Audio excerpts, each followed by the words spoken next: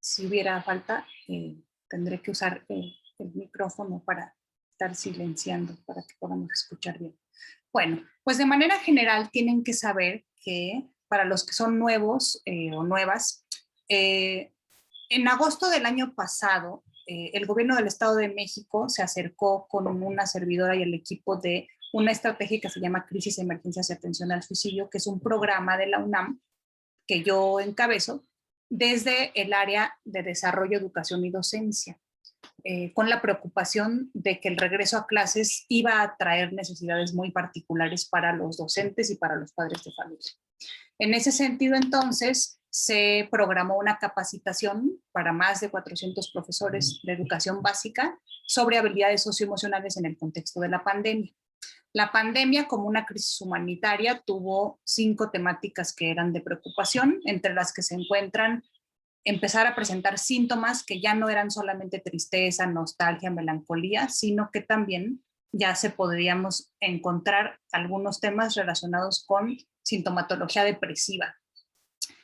También nos encontramos con muchos niños y niñas que tuvieron que cursar el duelo de papá, mamá o su cuidador más importante, abuelo o abuela, o alguna cuestión relacionada con la ansiedad o con adaptación, porque muchos niños tuvieron que cambiarse de casa, tuvieron que cambiarse de escuela, tuvieron que cambiarse de la forma como aprendían, y no todos los niños y niñas, el 30% de ellos, tiene algún tipo de dificultad para adaptarse cuando las cosas son diferentes a como antes se acostumbraban. Además, desafortunadamente empezamos a ver que algunos niños ya tenían algunas dificultades para relacionarse, o era un cerebro que se preocupaba un poquito más que los demás cerebros, niños y niñas que antes de la pandemia ya era más frecuente que llegaran a la enfermería por síntomas físicos, y que al regreso no iba a ser tan fácil adaptarse, ¿no? Entonces los trastornos de la ansiedad pues son el motivo de consulta más frecuente en los centros de salud, en las clínicas, en los consultorios particulares de quienes hacen psicoterapia infantil. Algunos niños vivieron la situación del COVID traumática y entonces pudieron haber tenido síntomas graves como tener pesadillas sobre el tiempo que estuvieron enfermos, evitar hablar del COVID, evitar salir, evitar, si ponían una noticia en la televisión, cambiarle de canal. Y nos preocupan especialmente aquellos niños que a partir de la pandemia empezaron a pensar, porque esta cifra ha estado ahí, nos ha estado preocupando desde hace años, un incremento entre niños menores de 14 años, que la tristeza empezó a ser tan grande que empezaron a pensar no solamente esta idea de que, pues, a los 8 años más o menos los niños empiezan a cuestionar sobre la vida y la muerte, empiezan a reconocer que la muerte, pues, es algo permanente, que no solamente se mueren las personas que son buenas, sino que malas, perdón, sino que también las personas buenas, pero algunos niños empezaron a pensar pasivamente cosas de las que hablará Juan Martín más adelante. Entonces, nosotros lo que hicimos en este trabajo, después de capacitar a los profesores, es encuestar a esta muestra de más de 1,000 estudiantes con algo que se llama tamizaje. Es un filtro para poder conocer y que fueran los niños y las niñas los que nos dijeran a cuántos eventos altamente estresantes se habían expuesto durante la pandemia. Y encontramos, porque hay una lista de eventos altamente estresantes a lo largo de la vida, y utilizamos un instrumento que se llama Mis emociones a partir de la pandemia, en donde presentábamos datos, denme un segundo porque quiero compartirles nada más para que ustedes solamente al verlos puedan ir pensando si ustedes también son docentes, si ustedes también trabajan en un consultorio pediátrico, si ustedes, donde quiera que están, son esos ojos y esa mirada que puede detectar que alguien la está pasando más mal. Mi vecino de la derecha está pasándola más mal que mi vecino de la izquierda. Y entonces, pues, ¿qué encontramos? Que en un año un gran grupo de niños les llovió sobre mojado, que tuvieron mucho estrés, no solamente por la enfermedad de la familia, sino por los efectos colaterales de la pandemia. Y se se ha sabido que más de 3 eventos estresantes en 6 meses pueden ser de alto riesgo cuando se conjuntan con otros factores como la herencia y como la crianza. Entonces, a nosotros nos interesa no solamente medir, estas charlas son una especie de compromiso ético de que después de medir y encontrar cómo están nuestros niños y nuestras niñas, poder detectar grupos de alta vulnerabilidad, aunque tal vez como papás, como docentes, como autoridades educativas, tenemos pistas de quién la pasó peor, y trabajar con cada una de las escuelas para de estos grupos de alta vulnerabilidad, conocer quiénes podrían beneficiarse o tendrían que regresar o tendrían que solamente considerar que existe la posibilidad en el corto o en el mediano plazo de que puedan acercarse a recibir algún tipo de apoyo psicosocial. Entonces, además, investigamos no solamente esta prevalencia de eventos altamente estresantes, que son una serie de cambios, sino que también investigamos síntomas, porque las crisis, los cambios, las catástrofes no causan, pero sí pueden desencadenar el debut de alguna cuestión de salud mental. Entonces, les decía yo, si tengo 3 o 4 eventos altamente estresantes a lo largo de un año, pero tengo una mamá o un papá, un abuelito, un tío, que ya tenía factores de riesgo, más que durante la pandemia. Mi papá, por suerte, se enfermó y perdió su trabajo, y mi mamá tuvo que empezar a trabajar, y nació mi hermano, y se divorciaron. Entonces, todo eso va construyendo el terreno fértil para poder estar muy atentos y detectar lo más temprano posible para poder, cuando ese cerebro se está desarrollando y está hecho una esponja increíble de poder adquirir habilidades para regular las emociones, prevenir que en un futuro yo necesite un tratamiento farmacológico, una intervención individual, cara a cara, altamente especializada.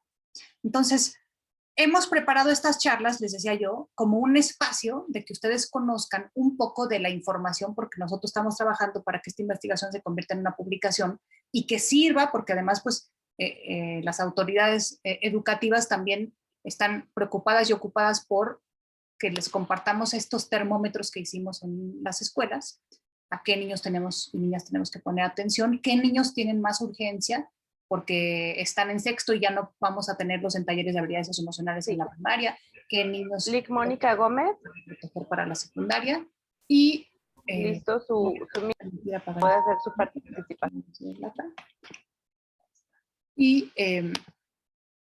Y ponernos no solamente a preocuparnos por los datos, sino a ocuparnos, ¿no?, de lo que nos pasó y de aquellos que no están adaptándose como nosotros quisiéramos o que les va a costar un poquito de más trabajo. Para los que son nuevos, solamente permítanme compartirles que esta es la tercera vez que nos reunimos, si no me equivoco, y hemos ido cada vez con las reuniones profundizando un poquito más sobre algunas problemáticas que nos interesan. Y el día de hoy pensamos que ya no era momento de hablar solamente de lo general, sino de conductas más particulares que son las que nos preocupan, ¿no? Tienen que saber que lo que estamos haciendo, si ustedes están aquí, si atendieron la invitación o si sus hijas participaron, perdón, es que me tardo en silenciar, muy probablemente vayan a recibir pronto noticias o pueden escribirnos directamente, vamos a dejarles datos al final, porque este proyecto, les decía yo, el compromiso ético es devolver algo a los papás y a las autoridades educativas, pero también hay familias que pueden beneficiarse de recibir psicoeducación. Nosotros como investigadores no tenemos el objetivo de canalizarlos para algún consultorio privado porque no es nuestra labor, pero sí nuestra labor es tomar esta temperatura y asesorarlos en las escuelas privadas, depende de la zona, a qué servicios están cerca de ustedes, canalizarlos con el área de psicología de su escuela para que seguramente tienen un muy buen directorio de psicoterapeutas especializados, y también desde las escuelas públicas, que también algunas de ellas pueden estar cerca de nuestro campus, que conozcan todos los servicios, que además ahora ya estamos volviendo gradualmente a lo presencial, pueden ustedes aprovechar y conocer qué hacemos desde la universidad, y que podrían considerar en acercarse para recibir una evaluación, para recibir una psicoterapia, para conocer otros espacios de apoyo para padres, entrenamientos muy puntuales en el caso de niños o niñas que tengan, por ejemplo, algo ya muy circunscrito, por ejemplo, un problema conductual importante, un déficit de la atención, sintomatología relacionada con afecto negativo, estrés, ansiedad, depresión. Entonces, si les parece bien, lo que me gustaría hacer a continuación es que Juan Martín Ramírez, que fue mi alumno hace algunos años en esta clase donde íbamos a las escuelas a hacer estas intervenciones en habilidades socioemocionales, preparó muy puntual sobre conductas de alto riesgo y después de su presentación regresar conmigo para que ustedes, les decía yo, revisen un poco y traten de hacer un recuento ustedes mismos de a cuántos eventos estresantes se enfrentó su familia o sus alumnos, que puedan nada más de un golpe de vista conocer las preguntas que hicimos sobre el tamizaje y dejar un espacio para preguntas y respuestas. Si ustedes tuvieran alguna duda en particular sobre algún caso, yo me pongo a sus órdenes y yo prefiero darle la atención que merece el caso, y si ustedes consideran que soy útil, a través de darles una cita en Zoom y poder orientarlos y que ocupáramos el espacio de preguntas y respuestas para preguntas generales y casos particulares. Voy a dejar mi correo electrónico para que tuviéramos un contacto adicional si es que ustedes consideraran que fuera necesario. Entonces, si está bien para ti, Juan Martín, puedes compartir pantalla, te escuchamos y luego regresamos con un poco de esta revisión de los datos. Claro, buenas tardes a todos. Voy a compartir mi pantalla. Ahí está, ya nada más hay que hacer la gráfica.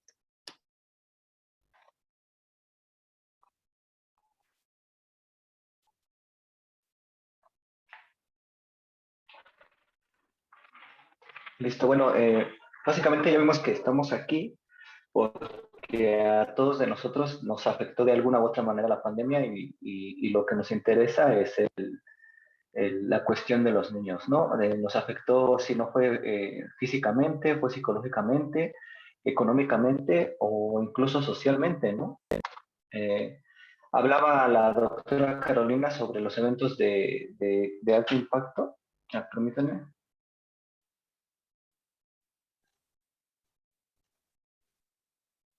Listo, perdón. También estamos aquí porque ha habido un incremento del 43% en la incidencia mensual que ha habido de intentos de suicidio durante la pandemia. Es muchísimo más alarmante que ha habido un incremento del 573% en menores de edad posterior al confinamiento. Básicamente, esto es por los acontecimientos sumamente estresantes que hemos vivido. Ya lo mencionaba la doctora Carolina, eventos de impacto. ¿Qué tipo de eventos de alto impacto podrían haber vivido o cuáles son los más comunes en esta pandemia? La primera es la soledad y el aislamiento que el mismo confinamiento provocó.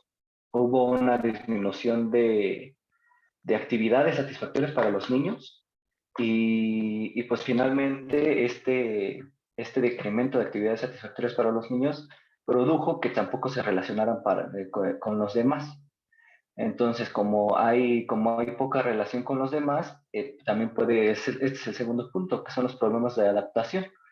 Como no se relacionaron con los demás, pues puede haber, sus habilidades sociales pueden estar poco desarrolladas. Esta es una de las cuestiones que se podría trabajar con un psicólogo, ¿no?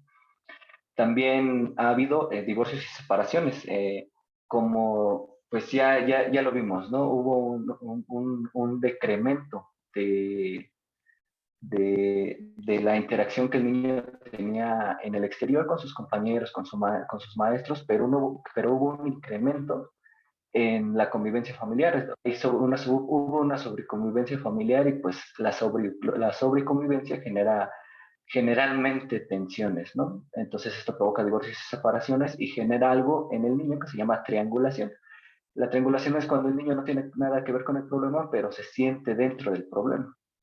Otra situación que podría llegar a esta llamada triangulación son los problemas socioeconómicos. Pudo haber tal vez una disminución de ingresos en la familia o pérdida de empleo incluso. Esto otra vez triangulación, ¿no? El niño no tiene nada que ver con el problema, pero ve que a su papá le afecta, ¿no? Podría tener el papá una alteración en el autoconcepto por estas situaciones, estrés exacerbado, desestabilización emocional, sentimientos de culpa, vergüenza, y esto al final de cuentas termina afectándole también al niño. Otro, y yo creo que uno de los más comunes, es la muerte de uno o más seres queridos. Esto lo podemos dividir en dos partes, en muerte por COVID y en muerte por suicidio. Entonces, en muerte por COVID, aparte de que sufrimos porque el ser querido, la persona que queríamos falleció, también sufrimos porque no hubo un, una ritualización de la pérdida, ¿no? Como mexicanos estamos acostumbrados a tener muchos rituales. Entonces, pues, por ejemplo, el ritual del entierro o el ritual de los velorios, ¿no? Estos rituales son importantes porque, pues, en nuestro duelo marcamos la despedida. Aquí sí recomiendo que si no hicieron algún ritual de despedida, lo hagan a su manera, ¿no? Pueden escribir una carta, pueden hablar con la persona, si creen en Dios, pueden rezar, por ejemplo, pero sí es necesario que si murió por COVID y no tuvieron este tipo de rituales de despedida, sí lo hagan personalmente. Y el otro es la muerte por suicidio. Esto es de suma relevancia porque hay algo que les puede pasar a las personas que, digamos, se quedaron en este plano de existencia, que se llama culpa del sobreviviente. La culpa del sobreviviente es eso, literalmente es eso, se sienten culpables por estar vivos y no estar, digamos, con el ser querido, al final de cuentas. Otra de las cosas importantes que también quiero mencionar no es un evento de alto impacto, pero es el uso, que hubo un aumento de tiempo de pantallas y un mayor uso de redes sociales. Esto es importante porque, bueno, es bien sabido que nuestro cuerpo se alimenta de comida, ¿no? Entonces, así como el cuerpo se alimenta de comida, la mente también se alimenta, pero se alimenta de información. Entonces, toda la información que llega a nuestra mente, digámoslo así, tiene que ver con con cómo nos vamos a sentir. Entonces, normalmente en las redes sociales y en medios de comunicación, lo que se hace viral son eventos, pues, estresantes. ¿Cuáles fueron las tres cosas que se volvieron virales en los últimos 3 meses? Lo de la guerra mundial, lo que pasó en el estadio de Querétaro y, pues, lo último, ¿no? La cachita de Will Smith. Si se dan cuenta, es pura violencia, puros, pues las buenas noticias jamás se hacen virales. Entonces hay que tener cuidado. Si queremos tener una buena salud mental, hay que tener cuidado con qué alimentamos nuestra mente, que eso es importante. Entonces, todos estos eventos de alto impacto, al final de cuentas, llegan a tener consecuencias en los niños. Por ejemplo, que en los niños se puede presentar con irritabilidad presentada en rabietas o berrinches, tristeza exacerbada, ansiedad, bajo estado de ánimo, insomnio, depresión o el duelo, que el duelo es, ya lo mencioné hace un momento, que es cuando perdemos a un ser querido. Entonces, esta parte de la tristeza, igual la quiero tocar un poco el tema, de que muchas veces la tristeza o el enojo lo vemos como malos, ¿no? Como emociones que no deberíamos de tener, y la felicidad nada más es a lo que deberíamos aspirar, cuando no.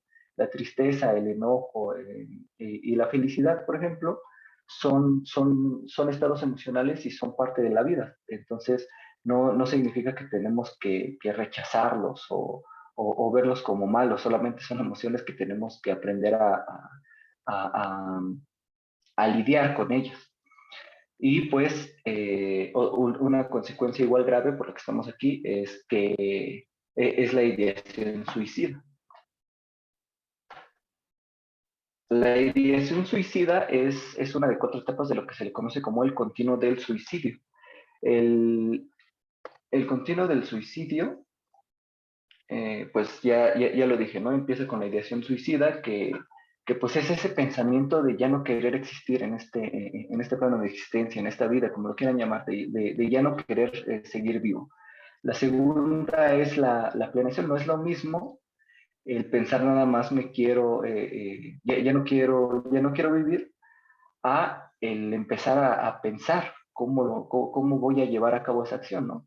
Esto se puede ver en cambio de actitudes, por ejemplo, en arreglo personal descuidado, áreas personales descuidadas también, y un diálogo en torno a despedirse. También podría presentarse que empiezan a regalar sus cosas personales, por ejemplo. La tercera etapa de este continuo del suicidio es la instrumentación. Aquí es cuando el individuo ya tiene acceso o puede acceder al instrumento con el que va a realizar el acto. Aquí es importante saber también cuáles son las 4 principales causas o formas en las que las personas mueren, que son intoxicación, ahorcamiento, instrumentos cortantes y armas de fuego. Y pues la cuarta básicamente es la acción. Es posible salvar vidas si nos volvemos ágiles, si nos volvemos suspicaces en detectar cuáles son las conductas de riesgo, que es todo lo que estamos hablando, pero realmente aquí tenemos que prestarle atención. Hay ciertos factores de riesgo que tenemos que prestarles atención, y uno de ellos, por ejemplo, la comunicación familiar fracturada, en donde si el niño vive en un entorno en donde este entorno es carente de empatía, carente de, o un entorno violento, es un factor de riesgo. Otro factor es el acoso escolar presencial o virtual, que de los dos pues ya hay, y es una de las cosas que se ha estado pues generando más ahora virtualmente, ¿no? Igual esta cuestión de las redes sociales es importante. Hay que ver qué están viendo nuestros hijos o cómo se están comunicando nuestros hijos con estos medios, ¿no? Con la tecnología.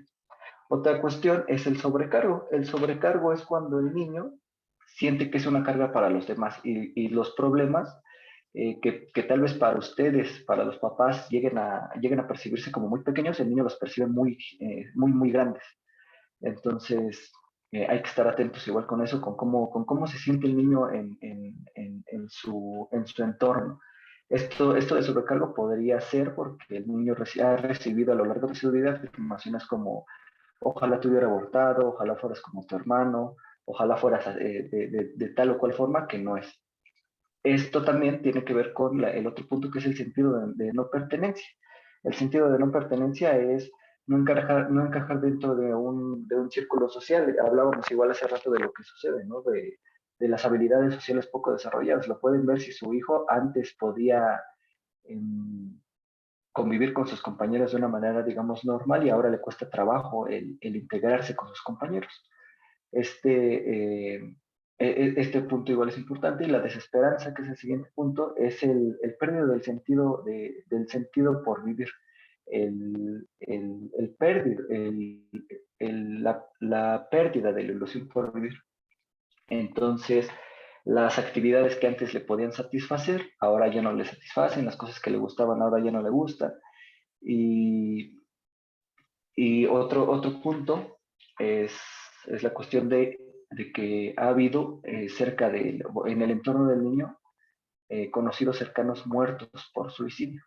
Otra vez, ya lo hablé hace un momento, la culpa del sobreviviente, que es, que es común en personas que han tenido familiares o amigos cercanos que han fallecido por este medio.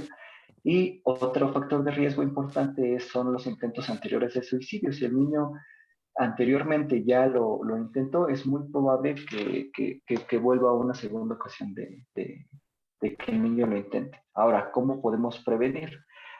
El 80% de las personas que se suicidan presentaban sintomatología depresiva, y por lo menos uno de las personas que vivían cerca, que estaban cerca de esa persona, lo sabían, por lo menos uno lo sabían. El problema era que no sabía qué hacer. ¿Qué podemos hacer?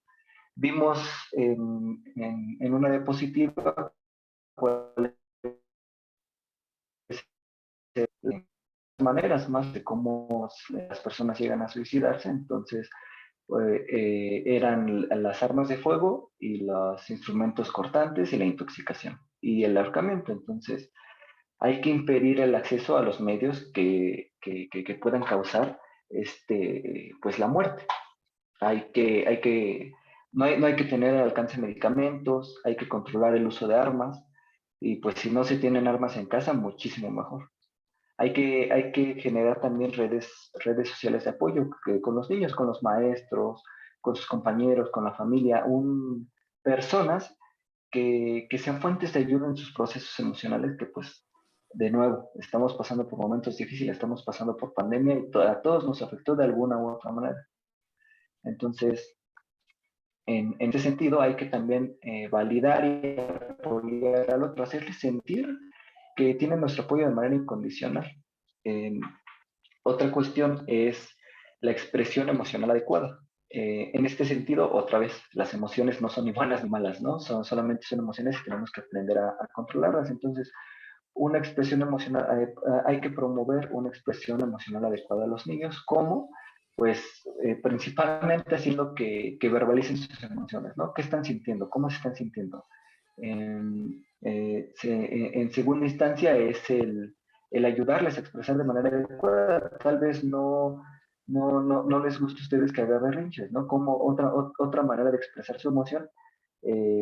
No sé, podría ser, por ejemplo, en algún deporte, porque al final de cuentas, la palabra emoción viene de latín movere, que significa movimiento. Entonces, la emoción te provoca, pues, este sentido de moverte hacia algún objetivo, hacia algo, ¿no? Por ejemplo, ¿cuántos de ustedes nos han enojado y han hecho cosas que no quisieran, que no querían hacer y al final se arrepintieron? Fueron movidos por la emoción en esta situación. Entonces, esa fue una manera, si se arrepintieron, fue una manera de expresar la emoción inadecuada, ¿no? Entonces, ¿cómo pueden expresar las emociones adecuadamente? Hay que verlo, eso es importante que lo vean eso con los niños, como, pues digamos que en lugar de que la emoción nos controle a nosotros, aprender a gestionar esta emoción y moverla, que la emoción no nos mueva, sino que nosotros conscientemente seamos capaces de decidir hacia dónde vamos a llevar esta emoción. Y pues finalmente el tercer paso para expresar las emociones adecuadamente es validar las emociones, ¿no? Ahora, igual el uso adecuado de la tecnología, he sido muy insistente en este punto porque de verdad es importante. Pues sí, las redes sociales están, digamos que nos hacen adictos a ellas, ¿no? De cierta manera, están hechas, de hecho, para volver dependientes a ellas. Entonces hay que tener cuidado en específico con los menores. Y yo creo que el punto más importante es que es el establecer los propósitos y metas, no de la manera socialmente vista de establece un propósito y si no lo cumples eres un fracasado, no. El establecer propósitos y metas funciona para volverle a recuperar el sentido a la vida, porque si se han dado cuenta, las veces que ustedes contentos, sensación de progreso en sus vidas. Entonces, esta sensación de progreso hace que le recobres el sentido de alegría a la vida.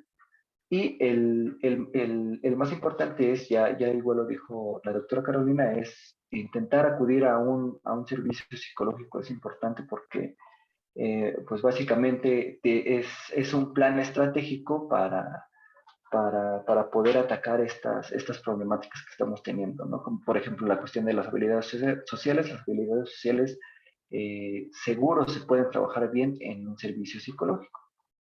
Entonces, ya esto fue todo de mi parte y muchas gracias por su atención y por estar aquí. De verdad, el que les importe tanto esta situación, que si están aquí obviamente les importa. Entonces, les agradezco mucho por eso. Gracias, Juan Martín.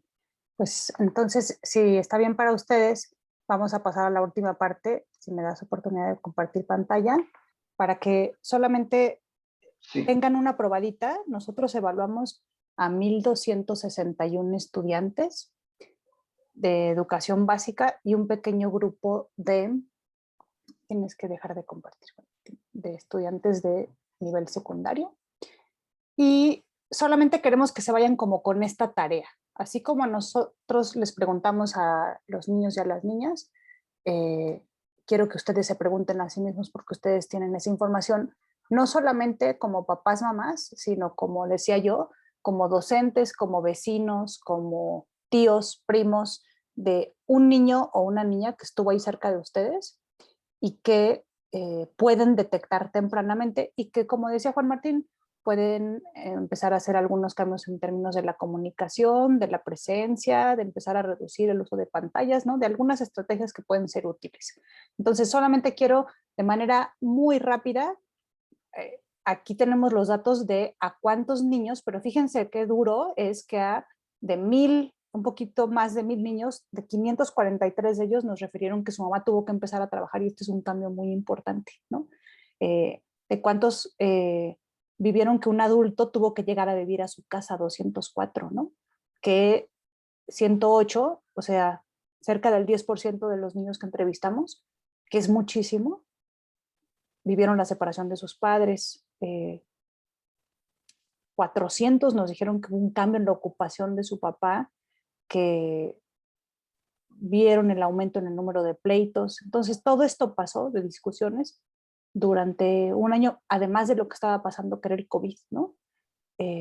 También es, como decía un poco Juan Martín, esta convivencia excesiva para algunos les benefició porque el estar juntos hubo menos problemas en las discusiones, pero casi que tenemos dos grupos a los que la pandemia les ayudó porque estableció lazos más profundos y a los que no les ayudó. Entonces, nada más leyendo muy sutil, muy suavecito, que revisen y que se lleven de tarea porque tal vez no se habían tomado el tiempo, porque ahora estamos regresando y no sé si les pasa igual, pero en la Ciudad de México ha sido impresionante el tráfico, la contaminación. Alguien me decía hoy, parece que es Navidad y no es, ¿no? De este periférico que nos toca en los que estamos en la zona norte, que antes de incorporarlos a la nueva realidad, simplemente hagamos una pausa para notar todo lo que nos pasó paralelamente al COVID y que sin duda dejará huella en estos niños y niñas. Y después les decía yo, todos los síntomas que les preguntamos que empezaron a partir de que pasó el COVID, ¿no? Que empezaron a estar más preocupados, que se empezaron a divertir menos, cuántos niños no les pasó, pero cuántos niños casi todos los días empezaron a divertirse menos haciendo las cosas que solían hacer. Y por supuesto, les decía yo, estamos en vías de la redacción, tenemos ya un avance para presentar este cartel. Cuando hacemos investigación, en la universidad tenemos la obligación de compartir la información, déjenme les pongo la que tiene que ser, y entonces estaremos presentes en el congreso que hacemos de estudiantil y de posgrado en la FES Iztacalap. Por si alguien de ustedes, nosotros tenemos la fortuna de tener los correos electrónicos, pues que también esta información sea de ustedes, ¿no? Porque tal vez ustedes quieren saber cómo está el termómetro y les decía, si hubiera alguna solicitud en particular de algún caso en donde ustedes pueden estar interesados en cómo salió mi hijo, con mucho gusto podemos hacer una reunión, una asesoría, una canalización. Y pues como queremos ser muy respetuosos del tiempo, nos interesa muchísimo poder dejar un espacio para las preguntas y respuestas. Y como decía Juan Martín, y a Estrella y a todas las personas que nos han apoyado desde las diferentes instituciones, el agradecimiento por tomarse este tiempo, porque cansados, acalorados, a punto de la vacación, pero tuvieron esta oportunidad y privilegio de conectarse y de poder charlar con nosotros.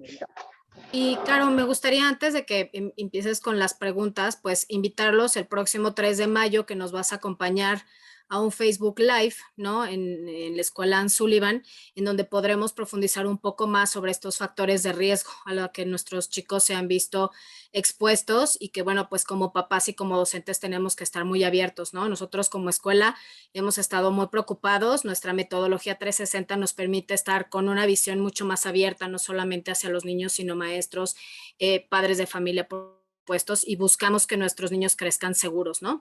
Entonces, bueno, pues los invitamos, ya les haremos llegar, por supuesto, el link de acceso, incluso en la página de Facebook de la escuela podrían tener el link de acceso de inscripción y por supuesto que ahí podremos escucharte con mayor profundidad al respecto. Y bueno, pues adelante con las preguntas, Caro. Gracias, si les parece bien voy a detener la grabación.